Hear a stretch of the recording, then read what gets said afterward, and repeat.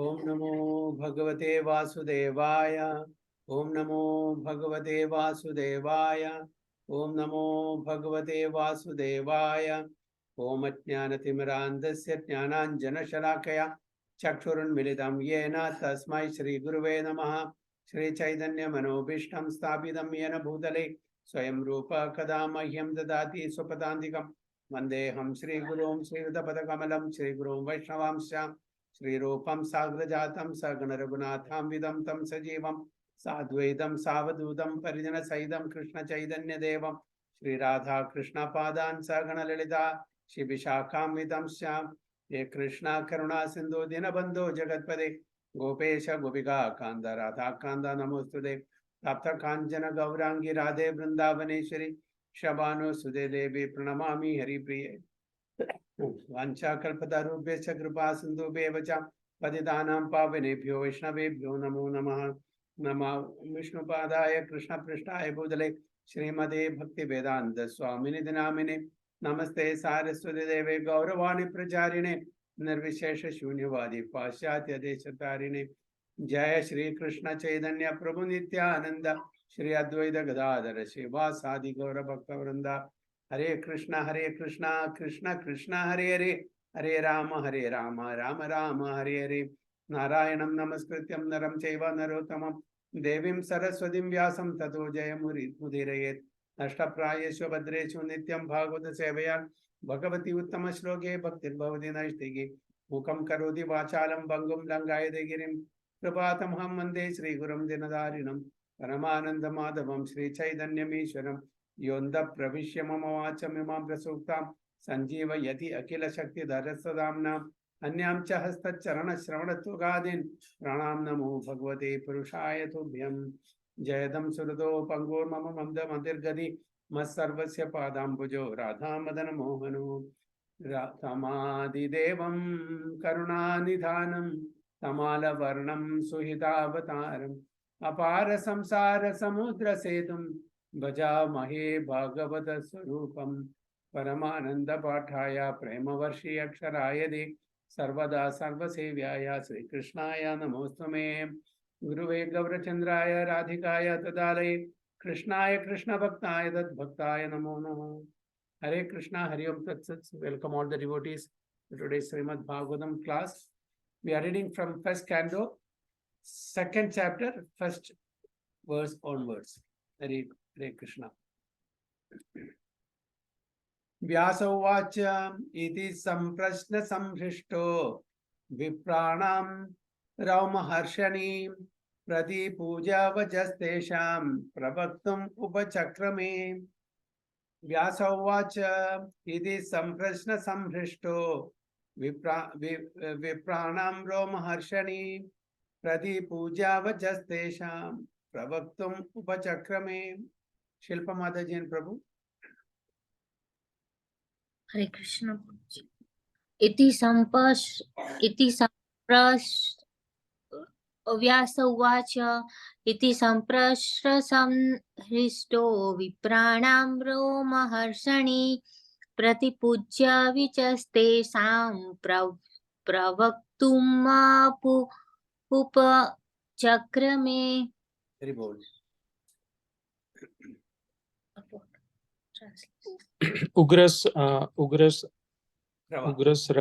Ugrasrava Sutta Goswami, the son of Romaharsana, being fully satisfied by the perfect questions of the Brahmanas, thanked them and thus attempted to reply. Hare Krishna Prabhuji. Ugrasrava. So another name of Siddha Goswami is Ugrasrava. Why Ugrasrava?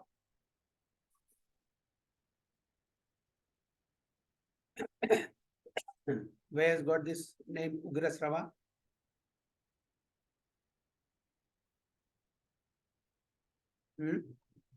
Any idea what is the meaning?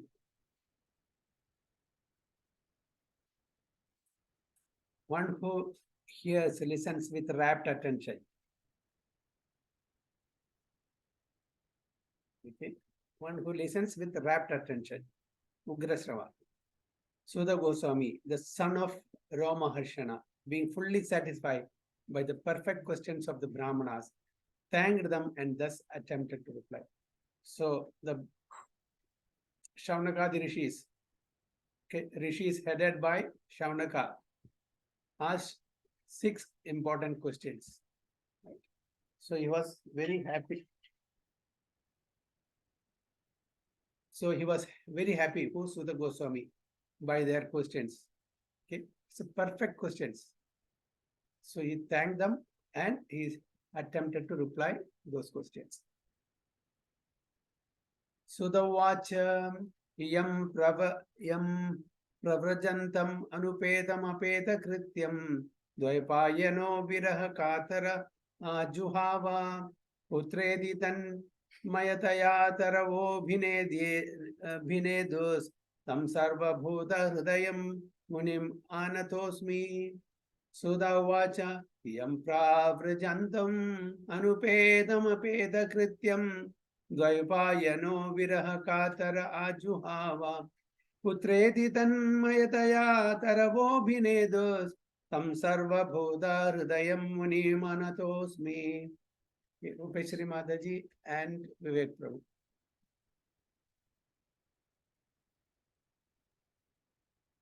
Krishna Prabhu. Sudavaja yem pravajana manumeda mabade krityam dopayano virahakadara ajuvaha putredi tanmayada tarava dinendu satam sarva buddha hridayam muni manadosmi. Very bold. Translation.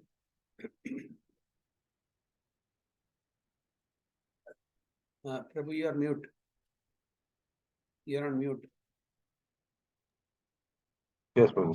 Siddha Goswami said, "Let me offer my respectful obeisances unto the great sages, Sukadeva Goswami, who can enter the hearts of all. When he went away to take up the renounced order of life, sannyasa, leaving home without undergoing reformation by the sacred thread or the ceremonies observed by the higher caste, his father Vyasadeva, hearing separation from him, cried out, 'O my son, indeed only the trees which were absorbed in the same feeling of separation echoed in response to the bereaved father.'" Very good. Very well. Srila Siddha Goswami said, "Let me offer my respectful obeisances to the great sage Sukadeva Goswami, who can enter the hearts of all." Why Siddha Goswami is paying obeisances to Sukadeva Goswami? What's the reason? What's the connection between Siddha Goswami and Sukadeva Goswami?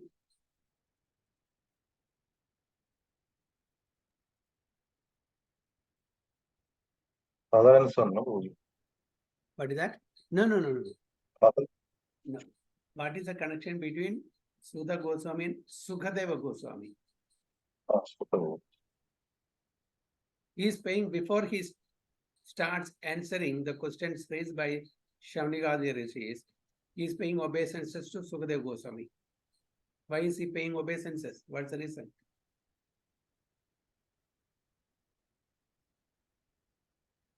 What is the connection? Because Sukadeva Goswami told this, Srimad Bhagavatam to Parikshit Maharaj, no? Yeah, okay. So then that is why he is first paying obeisance to him. Okay, that's good. Very good answer. Now, I am just asking what's the connection, what's the relation?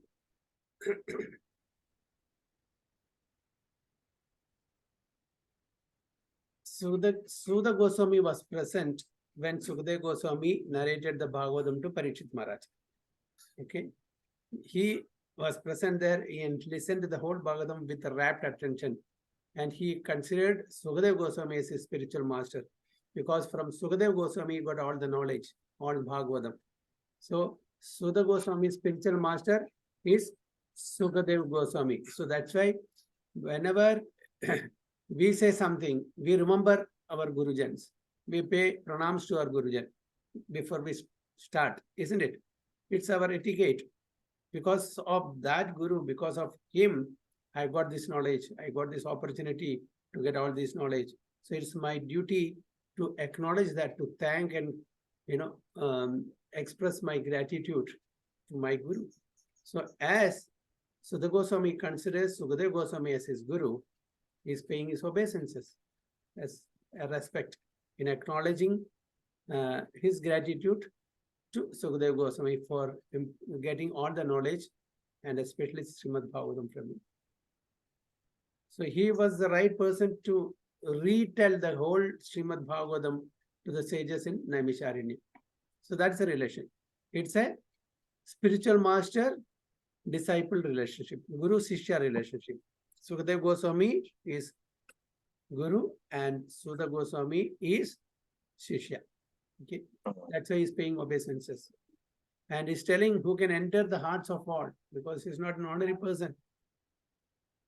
Okay? He's a realized person. That's why here it said, when he went away to take up the renounced order of life, sannyasa, leaving home without undergoing reformation by the sacred thread or the ceremonies observed by the higher caste. His father, Vyasadeva, fearing separation from him, cried out, "Oh, my son, indeed, only the trees which were absorbed in the same feelings of separation echoed in response to the big fall."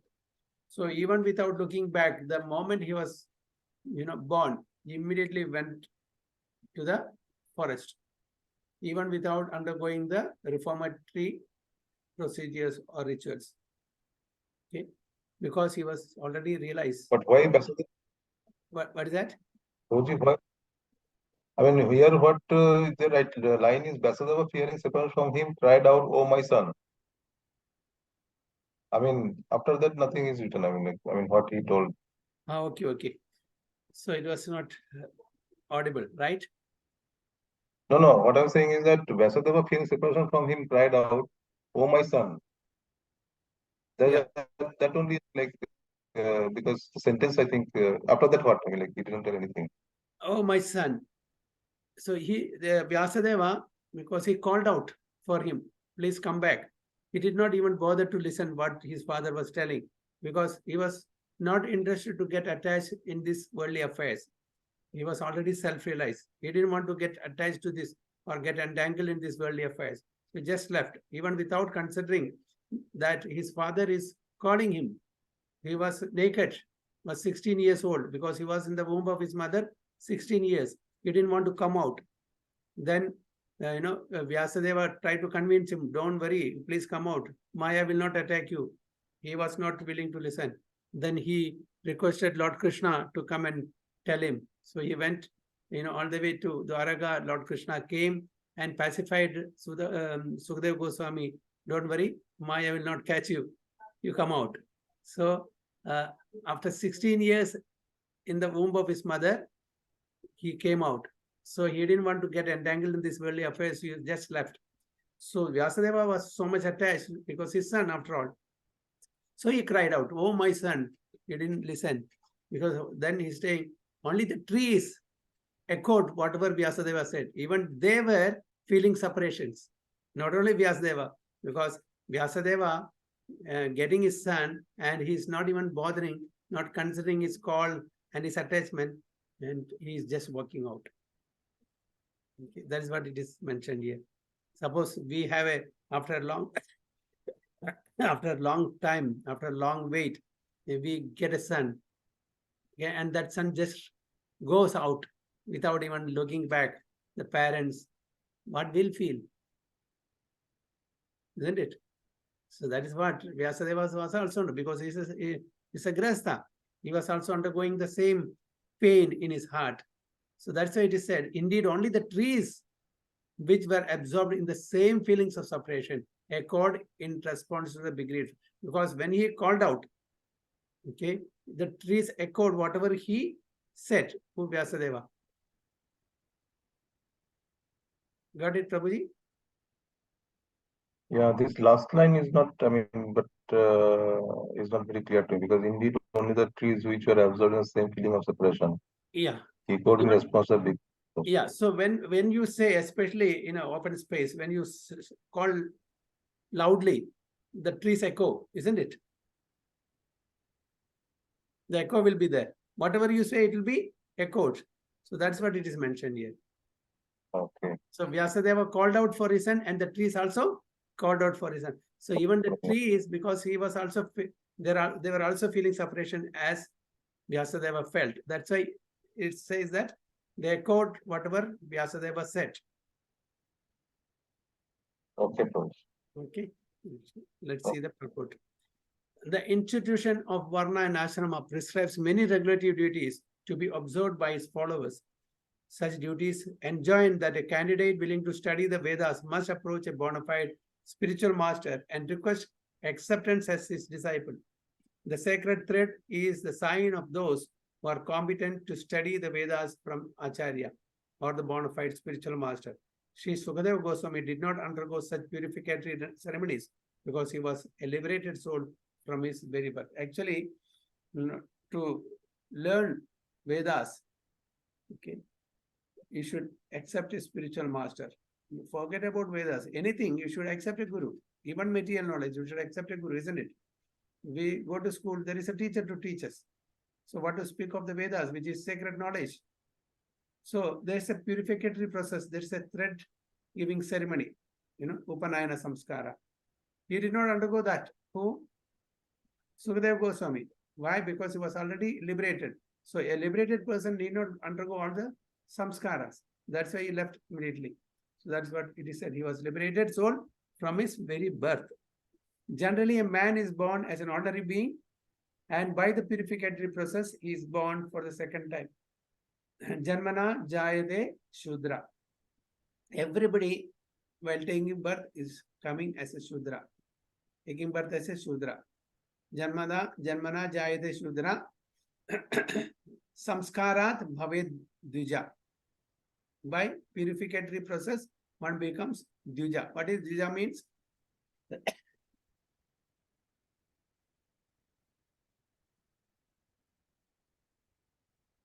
What is Dvija means?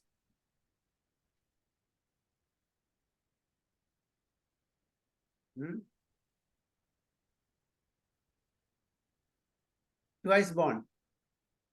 What is twice born means? Twice born, Prabhuji, born one time and after sanskara he got a rebirth. Yeah, what is that twice born or Dvija means? How can I explain? First, One is like we are born to a parents, biological parents. That's the first birth.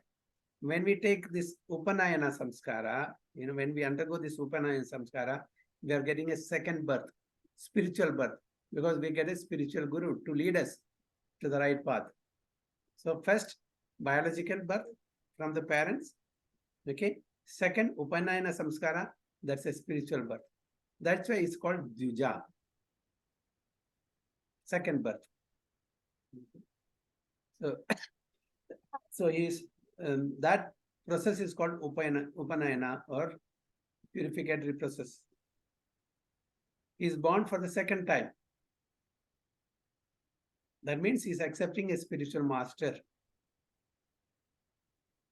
So when he sees a new light and seeks direction for his spiritual progress, he approaches a spiritual master for instructions in the Vedas. Okay, so that has to be carried out. But Sukadeva Goswami did not undergo these procedures or these formalities because he was already liberated from birth.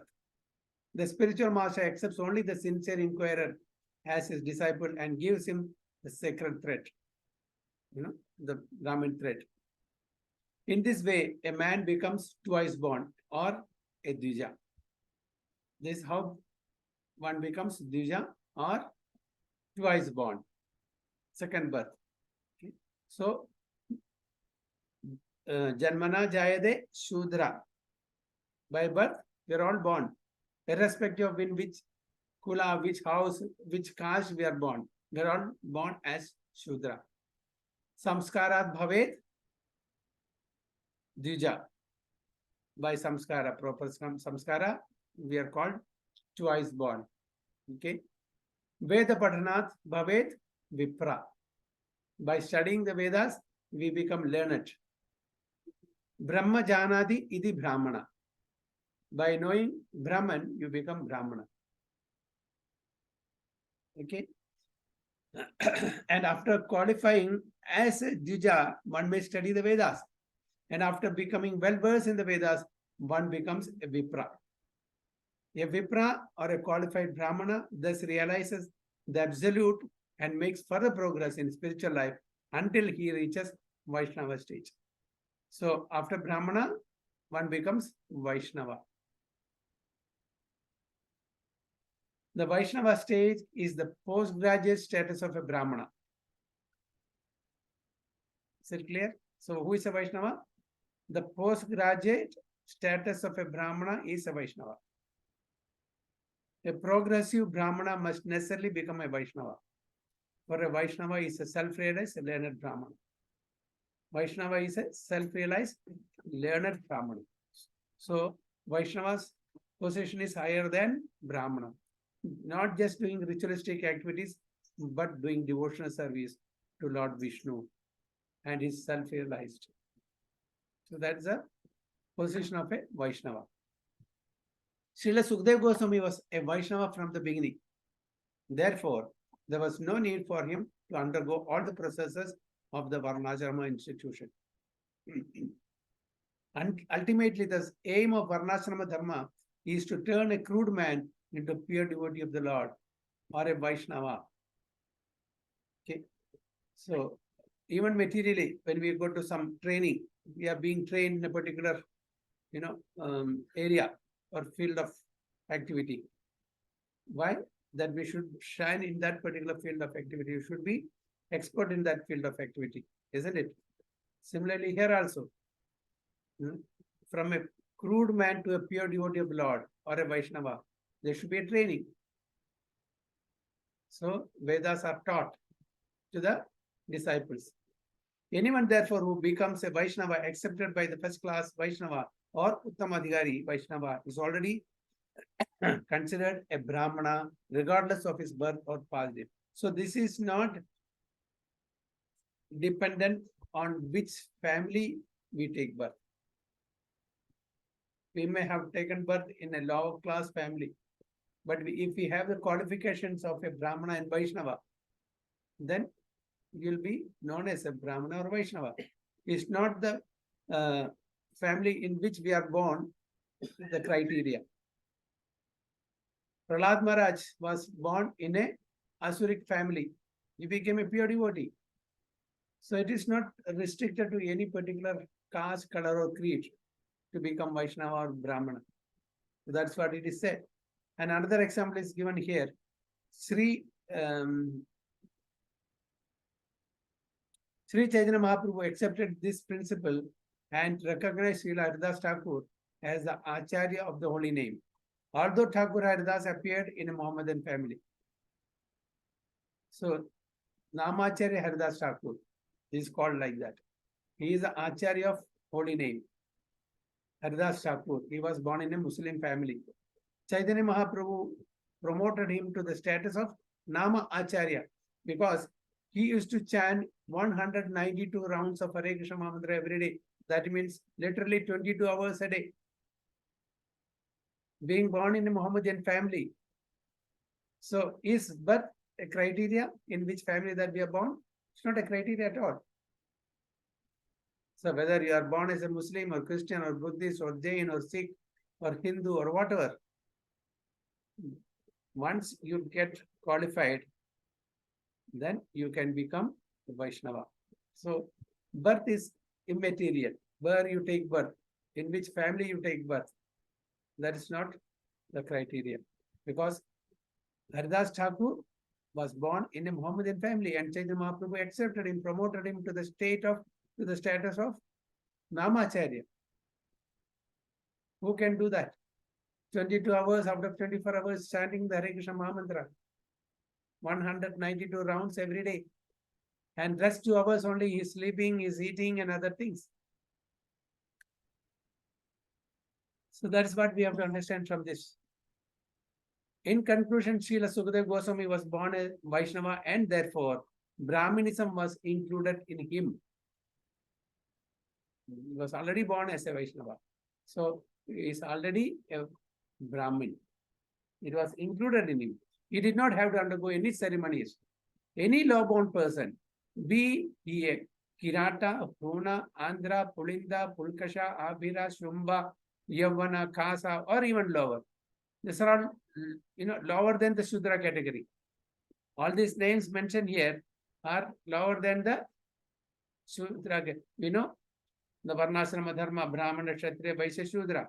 These for us we talk about. But even lower than that, Kirata, Puna, Andhra, Pulinda, Pulkasha, Abhira, Shumba, Yavana, Kasa, or even lower, can be delivered to the highest transcendental position by the mercy of Vaishnavas. You must have heard this name Yavana many times in our literature. What is the meaning of Yavana? Those who are born in the Middle Eastern countries, they are called Yavanas because they, left, right, and center slaughter the animals and eat meat. And Mlechas also you'll find those who are born in the Western countries. They're also like that. So these two words you will find in Vedic literature, Mlecha and Yavana. So those people used to consume a lot of meat, kill, animals, cruelty. They're of that, even below Sudra. So even we are also in that category now. We are also Mlecha and Yavanas because we are also following the same culture now. Although born in Bharatavarsha, having a very, very high culture, Vedic culture, we are not following that culture, but following the Western and other culture. So are we lesser than the, Mlecha and Yavana? No. Even though we have got the conducive atmosphere of having taken birth in Bharatavarsha, we are not following the Vedic tradition. Rather, we are copying or following the culture of the West, which is the lowest from the spiritual point of view. Material point of view, yeah, it may be, great. But spiritual point of view, it's the lowest. Why? Because that is leading us to the darkest of the region, ignorance. Materially, we say that we are advanced. But is it really advancement? No. So that's what it is said here. So any low-born person, we already read that. Okay. Srila Sukadeva Goswami was the spiritual master of Sri Siddha Goswami, who therefore offers his respectful obeisances unto Srila Sukadeva Goswami before he begins his answers to the questions of the sages of Naimisharanya. So as explained, Siddha Goswami accepted Srila Sukadeva Goswami as his spiritual master. So he wanted to pay obeisances to his spiritual master before he starts attempting to answer the question raised by Shaunagadi. Is it clear? Any questions?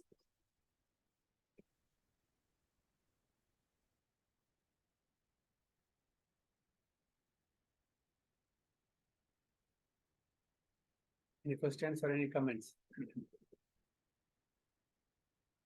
No, Prabhuji. Okay. So we'll go to the next verse, text. Yasvanubhavam akhila shruti saramekam adhyatma deepam aditeshyatam tamondam samsarinam karunayaha purana guhyam tam vyasa shunam upayami gurum muninam. Yasvanubhavam akhila shruti saramekam adhyatma deepam aditeshyatam tamondam samsarinam karunayaha purana guhyam tam vyasa shunam upayami gurun muninam. Okay, and Silpa Mataji and Prabhu.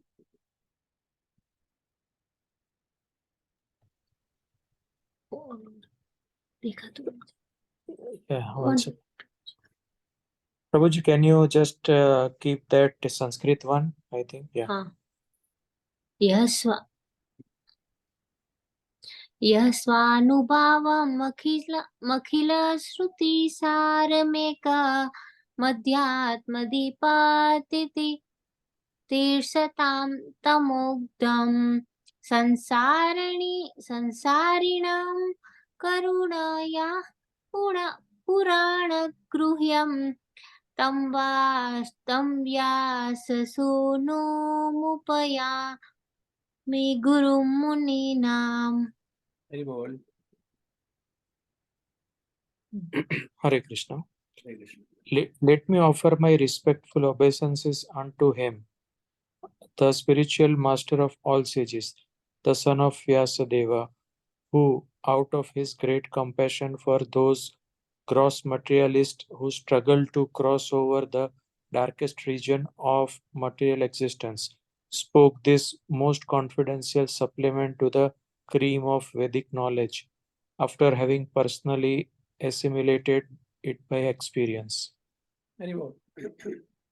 So, Siddha Goswami is telling, let me offer my respectful obeisance unto him. To whom? Sukadeva Goswami, the spiritual master of all sages, son of Vyasadeva. Why is spiritual master? Why is considered a spiritual master of all sages? For all the sages were present in his assembly when he spoke Bhagavatam to Parishit Maharaj. Okay. When he came to the assembly, everyone got up, and he was the youngest in the assembly. There were people of hundreds and thousands of years old in age. All got up to pay respect to him. Okay. So he was the right person. So all the sages paid respect to him, even though he was the youngest, was only 16 years.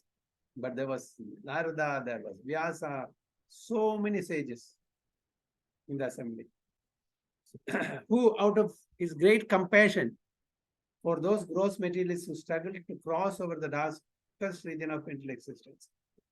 Okay, why he had to narrate Srimad Bhagavatam? Because of great compassion for those who are already struggling or rotting in this material world to cross over this material ocean, to go back home, back to God. Because of compassion to such people, he wanted to explain or narrate the stories and the philosophies of Srimad Bhagavatam, so that it will be helpful for all of us to cross this material existence. And this Srimad Bhagavatam is the most confidential supplement to the cream of Vedic knowledge, ripened fruit of Vedic knowledge. Nigama kalpataro amardam. What is that? Galitam phalam. Nigama kalpataro galitam phalam. And it is narrated by Shukhamukha, by the lotus lips of Sukadeva Goswami. That Sukadeva Goswami is none other than the personal parent of Radharani. So Sukadeva Goswami is the incarnation of personal parent of Radharani, Shukha. It's coming from the lotus lips of that Sukadeva Goswami. And that is a cream of Vedic knowledge. And what it further says, after having personally assimilated, it's not that he is just speaking from the lips. He has realized it, he has experienced it. What he has experienced, he is going to narrate. It's not just a transformation of some knowledge from brain to brain communication. He has realized the knowledge, and this is coming from his heart. So in this prayer, Srila Siddha Goswami practically summarizes the complete introduction of Srimad Bhagavatam. Srimad Bhagavatam is the natural supplementary commentary of the Vedanta Sutras. It's the natural commentary of the Vedanta Sutras. Srimad Bhagavatam is the natural commentary of the Vedanta Sutra. The Vedanta Sutras or the Brahma Sutras were compiled by Vyasadeva with a view to presenting just the cream of Vedic knowledge. Srimad Bhagavatam is the natural commentary on this cream. It is the cream of the creams. Vedanta Sutra is, the cream. And cream of that cream also, shrimp, because it's a natural commentary on that particular cream. So, Srila Sukadeva Goswami was a thoroughly realized master on the Vedanta Sutra, and consequently, he also personally realized the commentary Srimad Bhagavatam. So, he's a very expert. He is a Chudamani of this particular Vedic philosophy. And just to show his boundless mercy upon bewildered materialistic man who want to cross completely our nations, he recited for the first time this confidential knowledge. So it was the first time that he narrated this confidential knowledge in the assembly of so many sages in the bank of the Ganges to Parikshit Maharaj, when he had only 7 days for his leaving the body. There is no point in arguing that a materialistic man can be happy. No materialistic creature, be he the great Brahma or an insignificant ant, can be happy. Suppose I have all the money at my disposal. Will I be happy? I will not be happy. Money doesn't make a person happy. Suppose I have the costliest car on this earth. Will I be happy? I'll be more anxious, because if somebody comes and scratch my car, then gone, my life is gone. So I'll be worried. I have the best relations in mind. That also I may lose any time. How long will they live? Isn't it? Because I may be afraid of losing them. So nothing material will make us happy. Nothing material will make us happy. Temporary happiness will be there. But immediately after that, there'll be sorrow. Okay? Happiness, then sorrow. Again happiness, sorrow. So this keeps coming and going. Never a person will be fully happy throughout his life. Whoever he may be, whatever he may or she may possess, the wealth, the strength, the influence, the relatives, name, fame, let them possess everything, but still people will not be happy. That's what it said. There is no point in arguing that materialistic man can be happy. No materialistic creature, be he the great Brahma or an insignificant ant, can be happy. Because this place is designed in such a way that it is Dukhalayam Ashashvata. It's a place of miseries. So it is our foolishness to try to find out happiness in this place of miseries. Everyone tries to make a permanent plan for happiness, but everyone is baffled by the laws of material nature. We're all trying to become happy.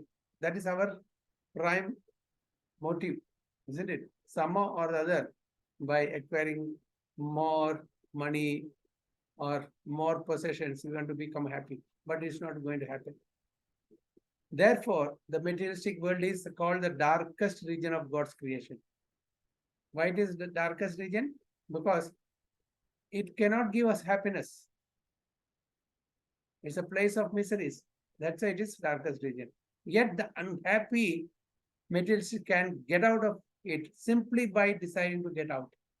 So if we have the desire to get out of this material exercise, it's possible. But we don't want. We want to make. We want to create more happiness in this material world by staying longer, by acquiring more and more. We don't want to become happy, permanently happy. We are trying to improve our situation, isn't it? When we talk of death, when we talk of leaving the body, are we happy? We are not at all happy. We don't want to talk of death at all. Nobody wants death. Everybody wants to live for eternity. Eternally, he or she wants to live with all so-called material happiness. But is it going to give us happiness? No. That's what it is said. Prabhupada gives very nice purport. Yet the unhappy materialist can get out of it simply by desiring. But we don't desire it. We don't want to get out because we want to improve our temporary happiness in this world. Unfortunately, they are so foolish that they do not want to escape. So this is a fact. Nobody want to get out of this material world. Nobody want to escape of this cage.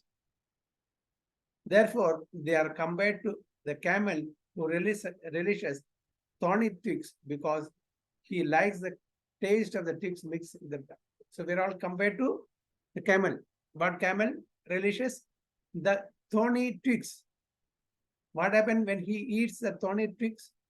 His own tongue is getting cut and blood is oozing out and he's relishing his own blood. He doesn't know that he's getting cut. His tongue is getting cut and he's finding happiness in that also. So we are compared to the camel. He does not realize that his own blood and that his tongue is being cut by the thorns.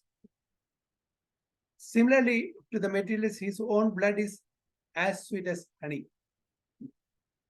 No? His own blood is as sweet as honey. And although he is always harassed by his own material creations, he does not wish to escape. Even though we are undergoing a lot of problems, difficulties, hardships, we don't want to escape. We don't want to escape this. Such materials are called karmis. They are called karmis. Who are doing ugra seva, just for this papi pet ka sawas. Isn't it? We are working for 12 hours, 14 hours, 16 hours a day. For what? How much will we eat? Same 3 or 4 or 5 chapatis, not more than that. But we are trying to acquire more and more. So this is, as per Prabhupada, this is the foolishness that we are all doing. So out of hundreds of thousands of karmis, only a few may feel tired of material engagement and decide to get out of the labyrinth. Such intelligent persons are called jnanis. So those who understand this, that is very, very bad. It's, really struggling very hard to satisfy our senses. What is the use? So those who understand this and try to improve that, they are called jnanis. After so many such thousands of karmis, some may understand these are all waste of time. Don't waste our time in this, so-called material activities. Such people will get promoted to the level of jnanis. And the Vedanta Sutra is directed to such jnanis. But Srila Vyasadeva, being the incarnation of Supreme Lord, could foresee the misuse of the Vedanta Sutra by unscrupulous man, and therefore he personally supplemented the Vedanta Sutra with the Bhagavad Purana. So Vyasadeva, although he is the author of all these Vedanta Sutra, Vedas and Vedanta Sutra, he could foresee that people will mishandle it, misuse it, misinterpret it. So he wrote the commentary on the Vedanta Sutra, that's called Bhagavad Purana. So it is clearly said that the Bhagavatam is the original commentary of the Brahma Sutra. Srila Vyasadeva also instructed the Bhagavatam to his own son, that is Sukadeva Goswami. Srila Sukadeva Goswami was already at the liberated stage of transcendence. So he was not an ordinary man. He was already on the liberated stage of transcendence. Srila Sukadeva realized it personally and then explained it. By the mercy of Srila Sukadeva, the Bhagavad Vedanta Sutra is available for all those sincere souls who want to get out of material existence. It is the compassion that Srila Sukadeva Goswami has extended to all of us. Because of him, we got this Bhagavad Vedanta Sutra for our benefit. Srimad Bhagavatam is the one unrivaled commentary on Vedanta Sutra. There's nothing equivalent to Srimad Bhagavatam. It's unrivaled commentary. Sripad Shankaracharya intentionally did not touch because he knew that the natural commentary would be difficult for him to surpass. Adi Shankaracharya, he did not comment on this. Okay, which one? This Srimad Bhagavatam. Why? Because he knew that the natural commentary would be difficult for him to surpass. So he didn't want to touch that. He wrote the Shariraka Bhashya, and his so-called followers deprecated the Bhagavatam as some new presentation. He wrote Shariraka Bhashya on the Vedantas. But his followers did not follow Srimad Bhagavatam. One should not be misled by such propaganda directed against the Bhagavatam by the Mayavada school. From this introductory shloka, the beginning student should know that Srimad Bhagavatam is the only transliterature meant for those who are Paramahamsas, completely freed from the material disease called malice. So this is meant for Paramahamsas. What is Hamsa? What it does? What's the quality?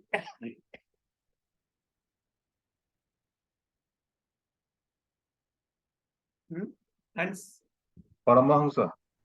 yeah, Paramahamsa will take only the milk from the water. yeah, they take only the Cream or the cream. You know, Yeah. even if you mix so many things and give, you'll take only what is good for them. So it is meant for such people, not materially motivated people. Srimad Bhagavatam is not meant for materially motivated people, because Srimad Bhagavatam teaches what it teaches: to relinquish all these so-called material activities and the pleasure derived out of material activities. Because our aim in the human life is going back home, back to Godhead. If we really want to achieve that, then we have to follow the instruction given in the Srimad Bhagavatam. So that's why it is meant for people of that category, Paramahamsas. The Mayavadis are envious of the personality of Godhead, despite Sripad Shankaracharya's admission that Narayana, the personality of Godhead, is above the material creation. The envious Mayavadi cannot have access to Bhagavatam, but those who are really anxious to get out of this material existence may take shelter of this Bhagavatam, because it is uttered by the liberated Srila Sukadeva Goswami. So the Mayavadi school of thought, usually they don't discuss about Bhagavatam, they discuss about Upanishad and Vedas. They cannot relish this. This is about the sweet pastimes, loving exchanges between the Supreme Lord and his pure devotees. His appearance, his leelas, different leelas. So this will take us from the Dharma, Artha, Kama, Moksha level to pure devotional service, to the status of pure devotee. The Mayavadis, they will get stuck on the Jnana platform. They are not interested in doing devotional service. So that's why Prabhupada is writing all these things. So it is the transcendental torchlight by which one can see perfectly the transcendental absolute truth realized as Brahman, Paramatma, and Bhagwan. Okay, so we can very well understand the different aspects of the Supreme Personality of God and Bhagwan. That is Brahman, Paramatma, and ultimately Bhagwan. Brahman is the effulgence that pervades his entire creation, and Paramatma is his expansion that is there in each and every living entity in the heart. And Bhagwan is a personal form of the Supreme Lord. So that's why it said it is a transcendental torchlight by which one can see perfectly the different aspects of the absolute truth as Brahman, Paramatma, and Bhagwan. The Gyanis get stuck there in Brahman realization. They don't go further. The yogis get stuck in Paramatma realization. They don't go further. But only the devotee knows who is Bhagwan, and That Bhagwan has these other two aspects as Paramatma and Brahman.